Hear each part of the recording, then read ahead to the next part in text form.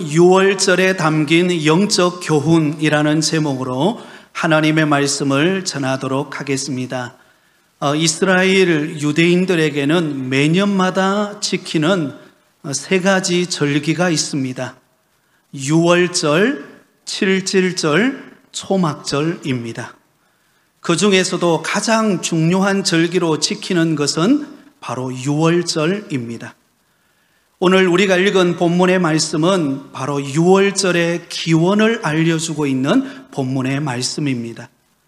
6월절은 애굽 땅에 내린 10가지 재앙 중에서 특히 마지막 10번째 재앙인 장자의 죽음의 재앙을 통해 애굽에 종된 이스라엘 백성들을 드디어 구원해낸 것을 기념해 지키는 절기가 6월절입니다.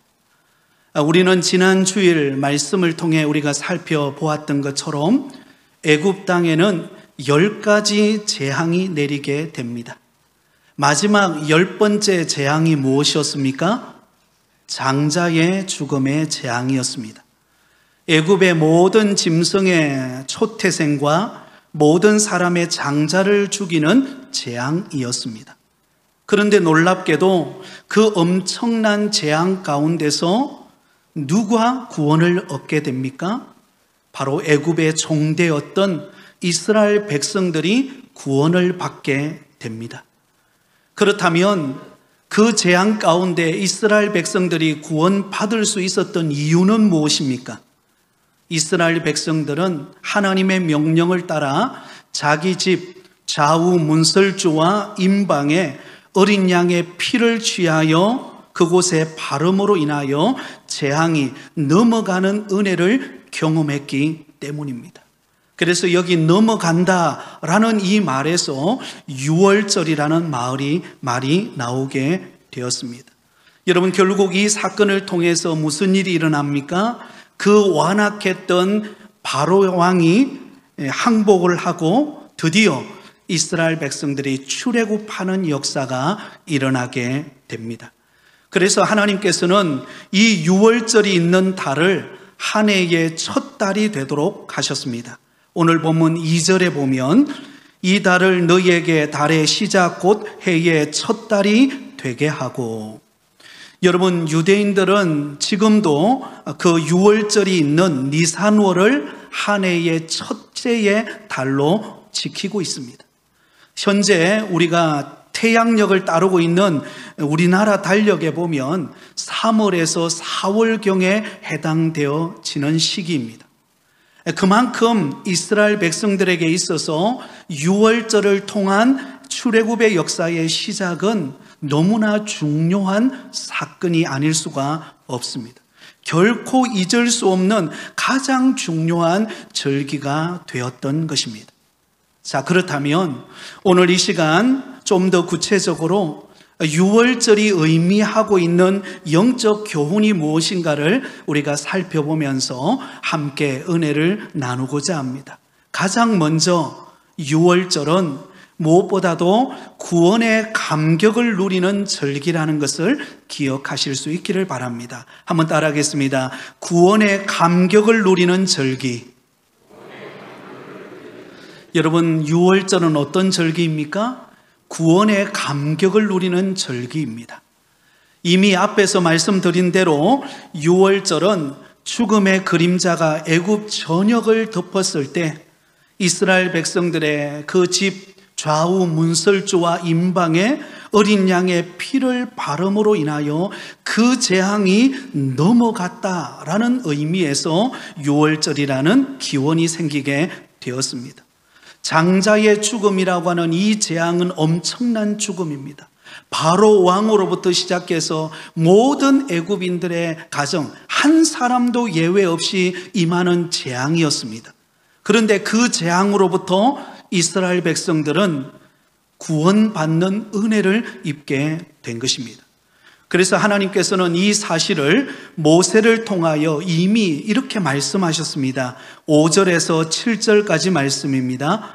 너희 어린 양은 흠없고 1년 된 수컷으로 하되 양이나 염소 중에서 취하고 이달 날까지 간직하였다가 해질 때에 이스라엘 회중이 그 양을 잡고 그 피를 양을 먹을 집 좌우 문설주와 임방에 바르고, 하나님께서 모세에게 명령하기를 이달 10일에 어린 양을 취하여서 나흔 날까지 가지고 있으라. 14일째가 되는 날까지 가지고 있다가 해가 지고 밤이 오면 그 양을 잡아서 그 피를 좌우 문설주와 임방에 바르라는 것이었습니다.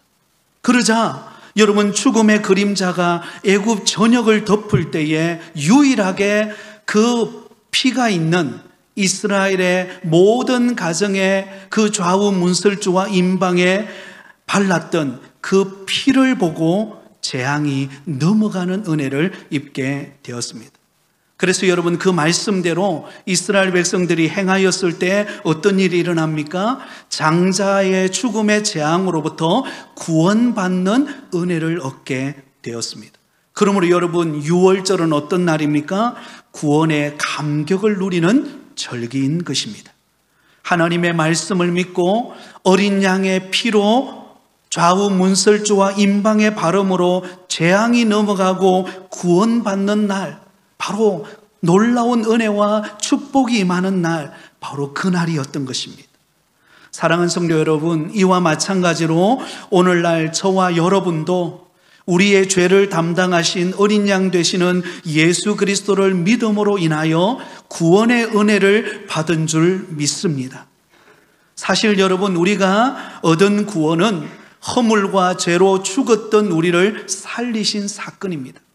에베소서 2장 1절에 보면 이렇게 말씀합니다. 같이 읽습니다. 그는 허물과 죄로 죽었던 너희를 살리셨도다. 허물과 죄로 죽었던 우리들, 여러분, 우리가 육체는 살아있었는지 모르지만 그러나 영적으로 죄와 허물로 죽어 있었을 때가 있었습니다. 그때는 이 세상 풍조를 따르고 공중 권세 잡은 자, 마귀의 종이 되어서 살아가던 삶을 살았습니다. 마치 이스라엘 백성들이 430년 동안 애굽의 종되어 살아가던 삶을 말합니다. 바로 그러한 곳으로부터 하나님께서 구원해 주신 것입니다. 그렇다면 여러분, 이 구원은 어떻게 주어진 것일까요? 여러분, 이 구원은 전적인 하나님의 은혜로 주어진 것입니다. 에베소서 2장 8절과 9절에 보면 이렇게 말씀합니다. 같이 읽겠습니다. 너희는 그 은혜에 의하여 믿음으로 말미암아 구원을 받았으니 이것은 너희에게서 난 것이 아니요 하나님의 선물이라. 행위에서 난 것이 아니니 이는 누구든지 자랑하지 못하게 함이라. 아멘. 여러분, 우리가 얻은 이 구원은 전적인 하나님의 은혜로 주어진 것입니다. 하나님께서 예수 그리스도를 믿는 자에게 주시는 선물이 바로 구원입니다. 이 구원은 우리의 행위나 노력으로 공덕으로 얻어지는 것이 아니라 예수 그리스도를 통하여 이루어 놓으신 그 구원의 은혜를 우리 마음속에 받아들이고 믿음으로 받아들일 때 주어지는 것이 구원입니다. 그러므로 누구든지 자기의 행위를 자랑할 자가 없습니다. 왜냐하면 전적인 하나님의 은혜로 주어진 것이 바로 구원이기 때문입니다. 이 값진 선물인 구원을 얻은 우리 성도들은 그러면 어떻게 살아가야 합니까? 날마다 그 구원의 감격을 누리며 살아가야 한다라는 것입니다. 여러분, 우리가 예수 그리스도를 처음 만났을 때를 생각해 보세요. 나 같은 죄인을 구원해 주신 그 구원의 은혜를 생각하며 우리는 아마 감격의 눈물을 흘리고 교회당에 들어와서 자리에 앉기만 해도 왠지 모르게 참 두 눈에서 눈물이 펑펑 쏟아나면서 감격했던 그 순간들이 아마 여러분들이 있었을 것입니다.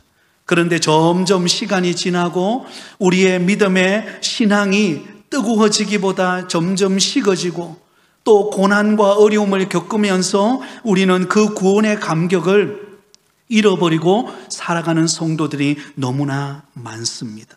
그러나 여러분, 우리 자신을 가만히 되돌아보면 나 같은 죄인을 구원해 주신 그 구원의 은혜의 감격을 누리며 살아가는 것이 우리 성도들의 삶인 것을 기억하실 수 있기를 바랍니다. 여러분은 어떠세요? 요즘에 여러분들은 구원의 감격으로 인하여 살아가고 계십니까? 아니면 염려와 걱정과 아니면 상처 속에 매여서 살아가고 계십니까? 우리 성도들이 결코 놓치지 말아야 할 것이 있다면 그것은 바로 나를 구원해 주신 구원의 감격을 잃어버려서는 안 됩니다.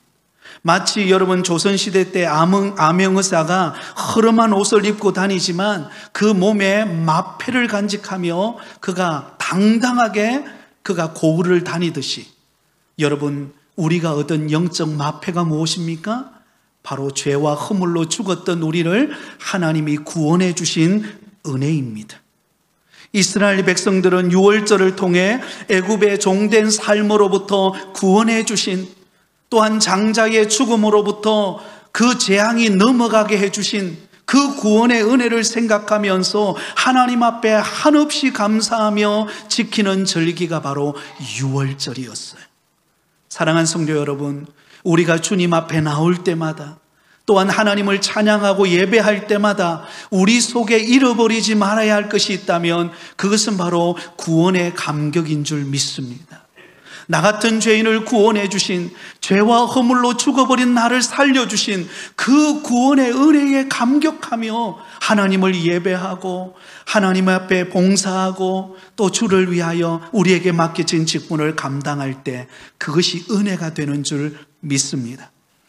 저는 가끔씩 교회 사역을 마치고 하루 일과를 마치고 사택으로 올라가다 보면은요, 저희 사택이 3층에 있는데요, 사택으로 이렇게 계단을 타고 올라가다 보면 가끔씩 참새나 종달새 같은 아주 작은 새들이 1층으로 들어왔다가 나가는 길을 찾지 못해가지고 2층, 3층, 사택 앞까지 올라오는 경우들이 종종 있습니다.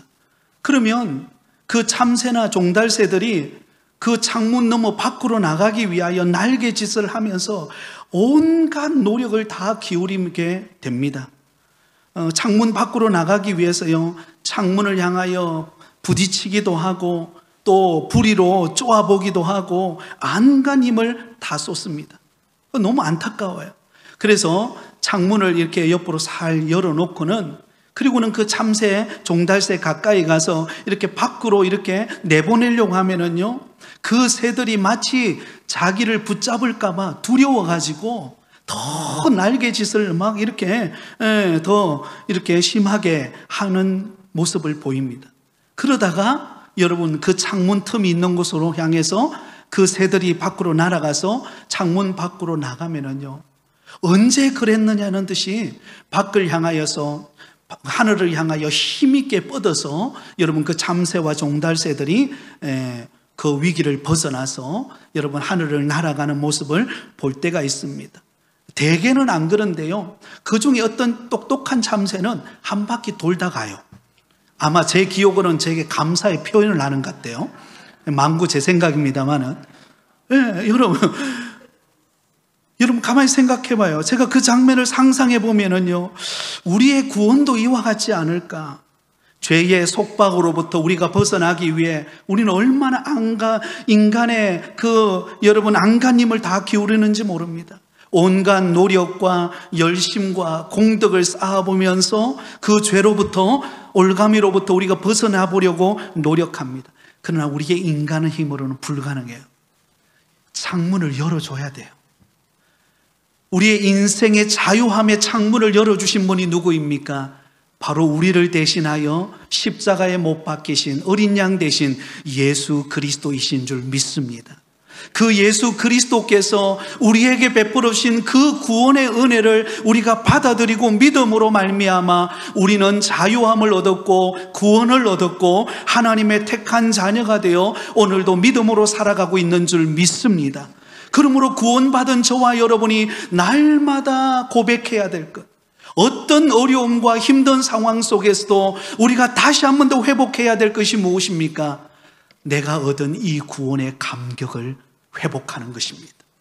존 뉴턴은요, 우리가 잘 아는 나 같은 죄인 살리신이라는 곡을 지었습니다. 나 같은 죄인 살리신 주 은혜 놀라와 잃었던 생명 찾았고 광명을 얻었네. 근데 여러분 2절 가사가 참 놀랍습니다. 2절 가사가 이렇습니다. 큰 죄악에서 건지신 주 은혜 고마워.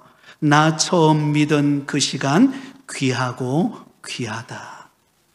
사랑하는 성도 여러분, 날마다 우리의 신앙 속에 다시 한 번 더 점검하고 다시 한 번 더 확인하고 다시 한 번 더 감격을 누려야 될 것이 무엇인가? 나 같은 죄인을 구원해 주신 그 구원의 감격을 누리는 것입니다. 저는 가끔씩 집에서 예전에 찍어 놓았던 사진첩을 뒤적거려 볼 때가 있습니다.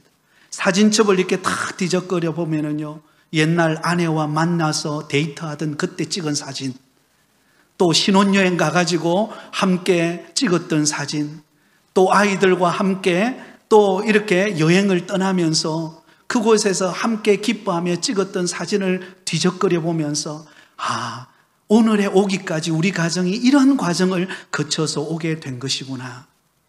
여러분, 저만 그런 사진이 있겠습니까?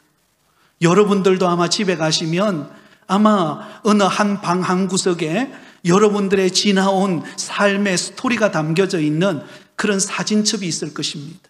그 사진첩을 한번 꺼내서 그 과거를 한번 되돌아보면 그때 우리 가정이 누렸던 그 기쁨, 행복했던 순간들을 아마 다시금 되새기게 될 것입니다. 여러분, 우리가 날마다 힘들 때마다 때로는 주저앉을 때마다 우리가 꺼내보아야 될 영적 여러분 사진첩이 무엇인가? 나 같은 죄인을 구원해 주신 그 구원의 감격입니다. 오늘 이 시간 예배드리는 우리 모든 성도님들 여러분, 우리 안에 구원의 감격이 식어버리지 않기를 바랍니다. 여러분, 삶의 치열한 환경을 살아가다 보면 때로는 여러 가지 고난과 어려움을 당하다 보면 정말 신앙생활 해도 신앙생활하는 것 같지가 않고 뭔가 교회에 와서 찬양하고 예배를 드려도 뜨겁지 않고 뭔가 모르게 내 마음이 냉랭해버린 그런 우리 자신을 발견할 때가 있습니다. 그럴 때마다 우리가 꺼내보고 다시 한 번 더 확인하고 다시 한 번 더 점검해야 될 것이 무엇인가? 나 같은 죄인을 구원해 주신 그 구원의 감격을 회복하는 것입니다. 오늘 이 시간 예배드리는 우리 모든 성도들의 구원의 감격이 회복되기를 예수님의 이름으로 축원드립니다. 억만 죄악 가운데 죽어서 영원한 멸망의 길로 갈 수밖에 없었던 나를 구원해 주신 그 은혜의 감격의 눈물이 다시 한 번 더 샘솟아나기를 예수님의 이름으로 축원드립니다. 이것이 유월절이 가지고 있는 첫 번째의 영적 교훈입니다. 두 번째로, 유월절은 희망을 간직하는 절기입니다. 한번 따라하겠습니다. 유월절은 희망을 간직하는 절기입니다. 여러분 한번 상상해 보세요. 그 유월절에 긴박했던 그 밤을 한번 생각해 보시기를 바랍니다. 죽음의 사자가 애굽 전역을 다니면서 처음으로 태어난 짐승과 첫 번째로 태어난 그 가정의 장자의 그 목숨을 빼앗아가는 재앙이 임할 때를 한번 상상해 보세요. 바로 그때 이스라엘 백성들이 한 일이 무엇입니까? 13절입니다. 우리 같이 읽겠습니다. 내가 애굽 땅을 칠 때에 그 피가 너희가 사는 집에 있어서 너희를 위하여 표적이 될지라. 내가 피를 볼 때에 너희를 넘어가리니 재앙이 너희에게 내려 멸하지 아니하리라. 아멘. 여러분, 애굽의 모든 가정의 첫 번째 짐승과 첫째 아들들이 여러분 목숨을 잃었습니다. 그러니 그 가정들이 그 밤에 애굽의 전역의 가정에서 곡소리가 하늘을 찔렀을 것입니다.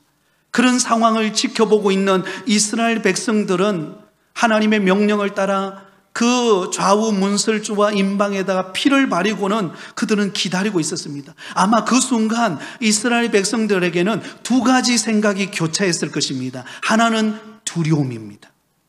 정말 우리가 이 상황 속에서 구원받을 수 있을까? 우리 집의 첫째 아들, 그 아들이 살아있을 수 있을까라고 하는 두려움이 그의 마음을 점령했을 것입니다. 그리고 또 하나, 희망이 찾아왔을 것입니다. 애굽 나라의 모든 가정과 모든 짐승의 첫째 것은 하나님의 재앙으로 다 죽지만, 그러나 보혈의 피를 받은 우리 가정은 하나님이 살리실 것이다, 하나님이 구원해 주실 것이다, 하나님이 보호해 주실 것이다, 그것에 대한 희망을 안고 있었습니다. 이 두 가지가 교차되어질 때 여러분 어떤 일이 발생합니까? 밤이 지나고 그 다음 날이 되었습니다. 애굽의 모든 가족들은 다 통곡 소리가 울려 퍼지고 있는 바로 그때 이스라엘 애굽 백성들은 그 어느 누구도 상하거나 다치거나 해를 입지 아니하고 다 구원받는 은혜를 입게 되었습니다. 그런 의미로 볼 때에 이 유월절은 노예 상태에서 해방받고 새로운 땅으로 나아갈 수 있는 희망의 시작이었습니다. 희망이 문이 열리는 때가 언제인가? 바로 유월절이었다라는 것입니다. 사랑하는 성도 여러분, 이스라엘 백성들의 구원은 새로운 희망을 향하여 나아가는 출발점이었습니다. 애굽의 노예로 430년 동안 압제당하여서 제대로 된 삶을 살아보지 못하고 종되어서 고역과 정말로 절망을 경험하며 살아가던 그들에게 하나님께서 이스라엘 백성들을 향한 원대한 계획을 가지시고 약속의 땅, 젖과 꿀이 흐르는 약속의 땅, 그 가나안 땅으로 그들을 이끌기 위한 출발점, 그 희망의 날이 언제인가? 바로 유월절입니다. 사랑하는 성도 여러분, 하나님께서 죄인 되었던 저와 여러분을 구원하여 하나님의 택한 자녀로 삼으신 것은 그 구원의 감격은 우리에게 너무나 놀라운 사건입니다. 그러나 또한 이와 더불어서 이 유월절 사건은 우리에게 우리 인생의 희망의 문이 열리는 날인 줄 믿습니다. 약속의 땅을 향한 하나님이 주실 축복을 향하여 나아가는 희망의 출발점이었던 것입니다. 그래서 예레미야 29장 11절에 보면 이렇게 기록되어 있습니다. 우리 같이 읽겠습니다. 여호와의 말씀이니라. 너희를 향한 나의 생각을 내가 아나니 평안이요 재앙이 아니니라. 너희에게 미래와 희망을 주는 것이니라. 할렐루야. 여러분, 이 말씀을 다시 한 번 더 보세요. 하나님께서 우리를 향한 마음입니다. 하나님이 우리를 택하여 구원하였을 때 하나님이 우리를 향한 생각이 무엇인가? 이렇게 기록되어 있습니다. 너희를 향한 나의 생각을 내가 아나니 평안이요 무엇이 아니니라? 재앙이 아니니라. 너희에게 무엇을 주려 함이라? 미래와 희망을 주는 것이니라. 한번 따라하겠습니다. 미래와 희망을 주는 것이니라. 옆 사람에게 한번 고백해 주세요. 당신에게 미래와 희망이 있습니다. 네, 여러분, 유월절은 어떤 날입니까? 우리에게 희망의 문이 열리는 날입니다.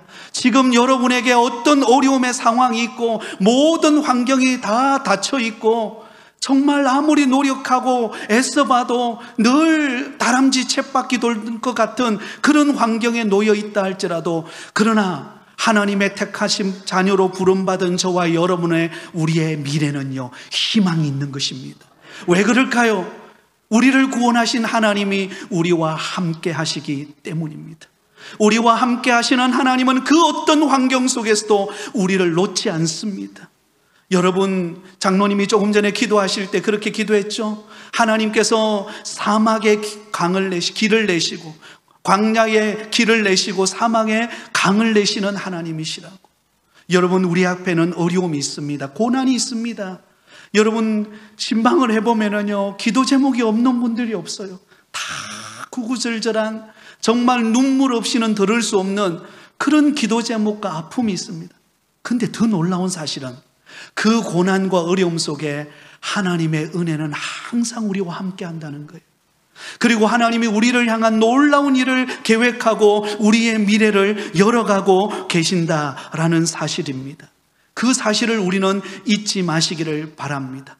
그러면 여러분, 우리는 날마다 무엇과 무엇의 싸움입니까? 하나님이 우리에게 주시는 희망을 붙드느냐, 아니면 내 눈앞에 보이는 환경을 보고 좌절하느냐, 이것의 싸움입니다. 이게 영적 싸움이에요. 여러분, 하나님께서 이스라엘 백성들을 이끌고 광야의 길을 걸어갈 때에 가데스 바네아에서 모세가 12명의 정탐꾼을 하나님의 약속의 땅인 가나안 땅으로 정탐을 보내게 됩니다. 12명이 40일 동안 가나안 땅을 정탐하고 돌아왔습니다. 그때 여호수아와 갈렙은 하나님이 약속하신 가나안 땅에 대한 희망의 메시지를 선포합니다. 민수기 14장 7절과 8절에 이렇게 기록되어 있습니다. 우리 같이 읽습니다. 이스라엘 자손의 온 회중에게 말하여 이르되 우리가 두루 다니며 정탐한 땅은 심히 아름다운 땅이라. 여호와께서 우리를 기뻐하시면 우리를 그 땅으로 인도하여 들이시고 그 땅을 우리에게 주시리라. 이는 과연 젖과 꿀이 흐르는 땅이니라. 아멘. 여러분, 여호수아와 갈렙은 이 유월절 희망의 문을 열어주신 우리 하나님의 인도하심을 따라 약속의 땅을 향하여 광야의 길을 걸어가고 있는 그들에게 그 약속의 땅을 바라보면서 그들은 여러분 희망을 품었습니다. 우리가 두루 다니며 정탐한 땅은 심히 아름다운 땅이라. 하나님이 우리와 함께 하시기에 우리를 그 땅으로 인도하여 들이시고 그 땅을 우리에게 반드시 주시리라. 희망의 마음을 가지고 그 땅을 바라보았어요. 그러니요, 그 땅에 아무리 강한 거대한 아낙 자손이 있다 한다 할지라도 이미 하나님이 그 땅을 우리에게 주신 것을 믿었기 때문에 여러분 절망하지 않았어요. 믿음으로 취하며 나가면 되는 것입니다. 그러나 여러분, 나머지 10명의 정탐꾼과 백성들은 어떠했습니까? 그 가나안 땅에 대한 희망을 잃어버렸습니다. 6월절 날 그 10번째 재앙이 임할 때에 그 10번째 재앙을 통하여서 하나님이 이스라엘 백성들을 구원해 주셨건만, 그리고 그 광야의 길을 걸어가는 순간순간마다 하나님께서 넘치는 은혜를 베풀어 주셨건만, 그러나 약속의 땅을 바라보았을 때 그들이 했던 것은 무엇입니까? 원망과 불평과 두려움과 절망이었습니다. 민수기 13장 32절 33절에 이렇게 기록되어 있습니다. 우리 같이 읽습니다. 이스라엘 자손 앞에서 그 정탐한 땅을 악평하여 이르되 우리가 두루 다니며 정탐한 땅은 그 주민들을 삼키는 땅이요 거기서 본 모든 백성은 신장이 장대한 자들이며 거기서 네피림 후손인 아낙 자손의 거인들을 보았나니 우리는 스스로 보기에도 메뚜기 같으니 그들이 보기에도 그와 같았을 것이니라. 아멘. 여러분, 10명의 정탐꾼과 이스라엘 백성들은요 이 메뚜기 컴플렉스에 빠져버렸어요. 그 땅을 바라보니까 신장이 장대한 아낙 자손들이 딱 버티고 있는 것입니다. 우리가 아무리 힘이 세고 능력이 있어도 그 땅 거민을 무너뜨릴 수 없을 것이라고 하는 부정적인 생각과 원망으로 가득 차버렸어요. 그러니 그 땅이 희망의 땅으로 보이는 것이 아니라 그 땅은 절망의 땅으로 보이는 것입니다. 우리가 그 땅에 들어간다면 들어가는 순간 우리는 망하게 될 것이다. 들어가는 순간 우리는 패하게 될 것이다. 온갖 부정적이고 원망으로 가득 차 있었습니다. 여러분, 희망을 잃어버리는 순간 어둠의 그림자가 그들의 마음을 덮어버린 거예요. 마치 10번째 재앙이 임하는 것과 같이 그들의 마음이 영적으로 무디어지고 여러분 암울해지고 절망하는 일이 벌어지게 되었습니다. 하나님께서 6월절을 통하여 이스라엘 백성들을 구원하신 이유는 그들에게 희망을 주고 하나님이 주시는 약속을 땅을 향하여 나아가게 하기 위하여 하나님이 부르신 것인데, 그 땅을 바라보는 10명의 정탐꾼과 백성들은 눈앞에 보이는 현실만 바라보고 주저앉아 버린 거예요. 사랑하는 성도 여러분, 여러분 요즘 어떻습니까? 저와 여러분 개인을 향한, 가정을 향한, 직장과 사업장을 향한, 교회를 향한 희망이 있습니까? 그 희망을 품으시기를 바랍니다. 왜냐하면 우리와 함께 하시는 하나님은 우리에게 미래와 희망을 주시는 분이시기 때문입니다. 안 될 것 같죠? 없는 것 같죠? 없는 것 가운데 되게 하시고, 여러분 내 힘은 부족하지만 하나님이 때를 따라 돕는 은혜와 복으로 채워주시는 분이 우리 하나님이신 줄을 믿습니다. 그러므로 여러분, 신앙의 사람은 어떤 사람인가? 희망을 포기하지 않는 사람이에요.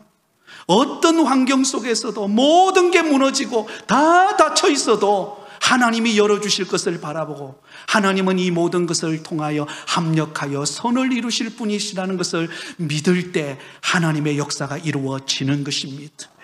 저는 저희 아내가 나를 만나기 전에 어떤 자매를 사랑한 적이 있습니다. 그런데 그 자매와 헤어지니까요, 하늘이 무너지는 것 같더라고요. 이제 큰일 났다, 큰일 났다. 그런데 하늘이 무너지는 속에 아내를 보게 됐어요. 하나님이 아내를 딱 만나게 하네. 같은 교회에 그때 청년부에 있었는데요, 아내가 보이기 시작하는데 참하더라고요. 그리고 우리 장모님이 저를 마음에 들어 하셨어요. 그래서 기도하셨어요. 우리 사위 되게 해달라고. 그래서 하나님이 만나게 해서 가정을 이루게 되었습니다. 여러분, 실패를 경험하셨나요? 하나님이 새로운 문을 여실 것입니다. 여러분, 절망하셨습니까? 하나님이 새로운 은혜의 희망의 문을 여실 줄 믿습니다. 여러분, 하나님은요, 우리 인생을 실패하도록 내버려 두지 않습니다. 그냥 주저앉아서 망가뜨리도록 우리를 내버려 두지 않습니다. 우리를 다시 한 번 더 일으키셔서 다시 한 번 더 우리를 통하여 일하시고 희망의 문을 여시는 은혜의 역사가 있을 줄 믿습니다. 한번 따라하겠습니다. 나는 미래와 희망이 있습니다. 네, 이 약속의 말씀을 꼭 붙잡으시기를 바랍니다. 마지막 세 번째로, 6월절은 애굽을 과감하게 떠나는 절기예요. 한번 따라하겠습니다. 애굽을 과감하게 떠나는 절기입니다. 여러분, 6월절을 통해 이스라엘 백성들은 구원을 받았어요. 그리고 바로가 두 손을 들었습니다. 31절, 우리가 읽지는 않았지만 31절을 보면 이렇게 기록되어 있습니다. 같이 읽겠습니다. 밤에 바로가 모세와 아론을 불러서 이르되 너희와 이스라엘 자손을 일어나 내 백성 가운데서 떠나 너희의 말대로 가서 여호와를 섬기며. 할렐루야. 그 완악했던 바로의 왕의 마음이 마지막 10번째 재앙, 장자의 죽음의 재앙이 딱 임하자 두 손 두 발 다 들었습니다. 이스라엘 백성들 더 이상 내버려 둬서는 안 된다. 더 이상 그대로 두었다가는 우리나라가 망하겠다. 그래서 여러분, 이스라엘 백성들로 하여금 어떻게 합니까? 그 땅을 향하여 빨리 떠나라, 빨리 떠나라, 그렇게 말합니다. 33절에도 보세요. 애굽 사람들도 이렇게 말합니다. 애굽 사람들은 말하기를 우리가 다 죽은 자가 되었도다 하고 그 백성을 재촉하여 그 땅에서 속히 내보내려고 하므로. 애굽 사람들도요, 노예 삼았던 그 애굽 사람들도 이스라엘 백성들 이대로 뒀다면 우리가 망하겠다, 빨리 내보내자, 재촉하여 내보냅니다. 37절을 보세요. 드디어 어떤 일이 일어납니까? 같이 읽습니다. 이스라엘 자손이 람셋을 떠나서 숫곳에 이르니 여호와 외에 보행하는 장정이 60만 가량이요. 할렐루야. 드디어 기대하고 바라고 소망했던 그 일이 벌어집니다. 이스라엘 백성들이 짐을 들고 그들이 그 애굽을 떠나 람셋을 떠나 숫곳에 이르는 은혜를 입게 되었습니다. 6월절은 어떤 절기인가? 바로 애굽 땅을 과감하게 떠나는 절기예요. 세상에 묻어있던 우리의 세속적인 생각들, 부정적인 생각들, 우리의 흐트러진 마음들을 과감하게 던져버리고 하나님이 보여주실 새로운 비전, 하나님이 보여주실 약속의 말씀, 하나님이 우리 가정을 축복하실 것에 대한 기대감을 안고 그곳을 떠나는 것입니다. 아멘. 떠날 때 역사가 일어나는 거예요. 여러분, 믿음의 조상 아브라함을 하나님이 부르셨습니다. 아브라함을 부르실 때 하나님께서 이렇게 말씀하셨어요. 창세기 12장 1절에 같이 읽습니다. 여호와께서 아브라함에게 이르시되 너는 너의 고향과 친척과 아버지의 집을 떠나 내가 내게 보여줄 땅으로 가라. 아버지의 집을 떠나라는 거예요. 그곳은 갈대아 우르입니다. 우상 숭배로 가득 찬 곳입니다. 여러분, 이 아브라함의 아버지도 우상을 만들어서 판매하는 업을 했던 사람입니다. 하나님이 그를 부르실 때 그 세속적인 문화로부터 과감하게 떠나서 하나님이 보여줄 약속의 땅을 향하여 가라고 명령합니다. 사랑하는 성도 여러분, 우리가 믿음의 길을 나서기 위해서는 과감하게 우리 속에 있는 과거를 내려놓아야 합니다. 우리 속에 있는 모든 안 된다고 생각하는 것, 아이고 내가 뭘 할 수 있겠나, 우리 가정 이래가 뭐가 되겠나. 아니에요. 하나님은 되게 하시는 분이에요. 하나님은 우리 가정을 축복하시는 분이십니다. 부정적이고 안 되고 모든 세상에 묻어있는 때들을 과감하게 버리시기 바랍니다.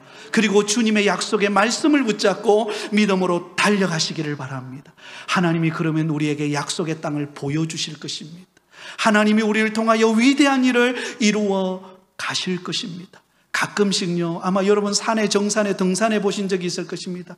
땅 아래 있을 때는요, 바둥바둥하며 우리가 살아갑니다. 하루하루 그냥 뭐 어떻게 살아갈까, 어떻게 이 문제를 풀어갈까, 온갖 염려와 걱정이 내 마음을 짓누릅니다. 그러나 어느 날 산 정상에 높이 올라가서 산에서 밑을 내려다보면, 내가 왜 이렇게 바둥바둥 살았을까? 내가 왜 이렇게 염려하며 살았을까? 그것을 깨닫는 날이 옵니다. 사랑하는 성도 여러분, 하나님은 우리보다 크신 분이신 줄 믿습니다.